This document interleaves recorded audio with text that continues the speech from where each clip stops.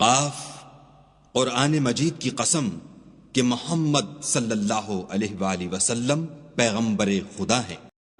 لیکن ان لوگوں نے تعجب کیا کہ انہی میں سے ایک ہدایت کرنے والا ان کے پاس آیا تو کافر کہنے لگے کہ یہ بات تو بڑی عجیب ہے، بھلا جب ہم مر گئے اور مٹی ہو گئے تو پھر زندہ ہوں گے؟ یہ زندہ ہونا عقل سے بعید ہے۔ ان کے جسموں کو زمین جتنا کھا کھا کر کم کرتی جاتی ہے ہم کو معلوم ہے، اور ہمارے پاس تحریری یادداشت بھی ہے۔ بلکہ عجیب بات یہ ہے کہ جب ان کے پاس دین حق آ پہنچا تو انہوں نے اس کو جھوٹ سمجھا، سو یہ ایک الجھی ہوئی بات میں پڑ رہے ہیں۔ کیا انہوں نے اپنے اوپر آسمان کی طرف نگاہ نہیں کی کہ ہم نے اس کو کیوں کر بنایا اور کیوں کر سجایا، اور اس میں کہیں شگاف تک نہیں؟ اور زمین کو دیکھو، اسے ہم نے پھیلایا اور اس میں پہاڑ رکھ دیے اور اس میں ہر طرح کی خوشنما چیزیں اگائیں تاکہ رجوع لانے والے بندے ہدایت اور نصیحت حاصل کریں۔ اور آسمان سے برکت والا پانی اتارا اور اس سے باغ و بستان اگائے اور کھیتی کا اناج اور لمبی لمبی کھجوریں جن کا گابھا طے بطے ہوتا ہے۔ یہ سب کچھ بندوں کو روزی دینے کے لیے کیا ہے، اور اس پانی سے ہم نے شہر مردہ یعنی زمین افتادہ کو زندہ کیا، بس اسی طرح قیامت کے روز نکل پڑنا ہے۔ ان سے پہلے نوح کی قوم اور کنویں والے اور سمود جھٹلا چکے ہیں، اور عاد اور فرعون اور لوط کے بھائی اور بن کے رہنے والے اور تبا کی قوم، غرض ان سب نے پیغمبروں کو جھٹلایا تو ہماری وعید بھی پوری ہو کر رہی۔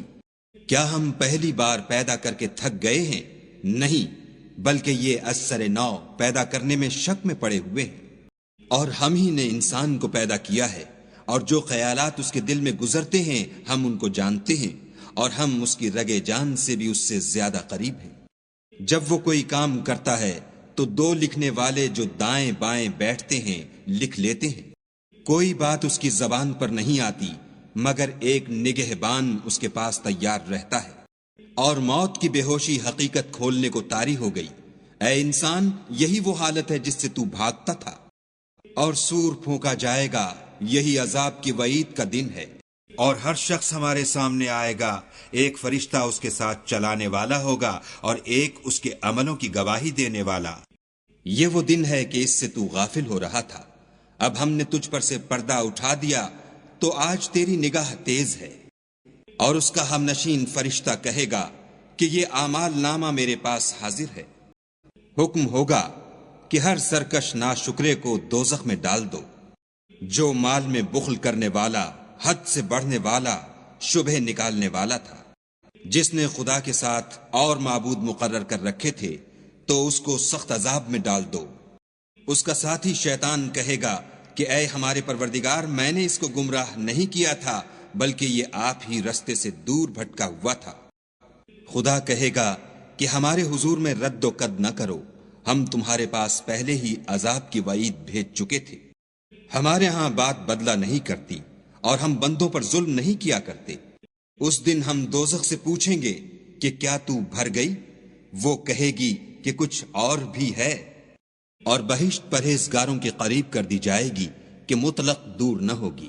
یہی وہ چیز ہے جس کا تم سے وعدہ کیا جاتا تھا، یعنی ہر رجوع لانے والے حفاظت کرنے والے سے۔ جو خدا سے بن دیکھے ڈرتا رہا اور رجوع لانے والا دل لے کر آیا، اس میں سلامتی کے ساتھ داخل ہو جاؤ، یہ ہمیشہ رہنے کا دن ہے۔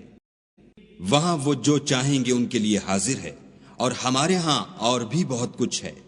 اور ہم نے ان سے پہلے کئی امتیں ہلاک کر ڈالیں، وہ ان سے قوت میں کہیں بڑھ کر تھے، وہ شہروں میں گشت کرنے لگے، کیا کہیں بھاگنے کی جگہ ہے؟ جو شخص دل آگاہ رکھتا ہے یا دل سے متوجہ ہو کر سنتا ہے، اس کے لیے اس میں نصیحت ہے۔ اور ہم نے آسمانوں اور زمین کو اور جو مخلوقات ان میں ہے سب کو 6 دن میں بنا دیا، اور ہم کو ذرا بھی تکان نہیں ہوا۔ تو جو کچھ یہ کفار بکتے ہیں اس پر صبر کرو، اور آفتاب کے طلوع ہونے سے پہلے اور اس کے غروب ہونے سے پہلے اپنے پروردگار کی تعریف کے ساتھ تسبیح کرتے رہو، اور رات کے بعض اوقات میں بھی اور نماز کے بعد بھی اس کے نام کی تنزیح کیا کرو۔